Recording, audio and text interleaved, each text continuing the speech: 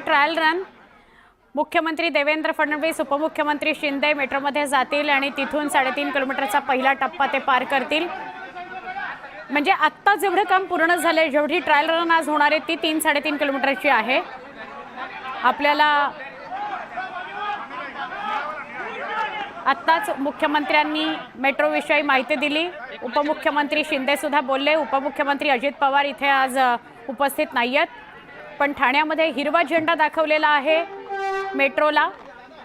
मुख्यमंत्री देवेंद्र फडणवीस आणि इतर सगळ्या मान्यवरांनी आता मेट्रोमध्ये प्रवेश करतील आणि तिथून मेट्रोनं प्रवास करतील।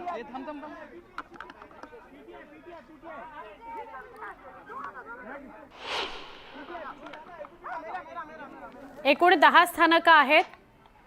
कॅडबरी जंक्शन पासून ते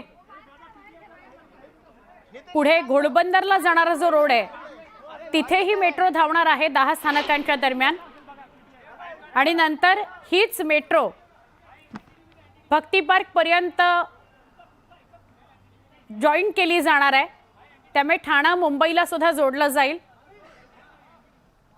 आत्ताचा जो ठाणे मेट्रोचा पहिला ट्रायल रन आहे तो आपण बघतोय। काही क्षणामध्ये मेट्रो सुरू होईल। घटस्थापनेचा मुहूर्त याकरता योजला गेलेला आहे। घोडबंदर मार्गावर गायमुख ते विजयनगरी दरम्यान हा प्रवास मुख्यमंत्री आणि शिंदे उपमुख्यमंत्री करतील। 3-3.5 किलोमीटरचा हा प्रवास या मेट्रोनं हे दोघं करणार आहेत आणि त्यांच्याबरोबरचे असलेले सहकारी।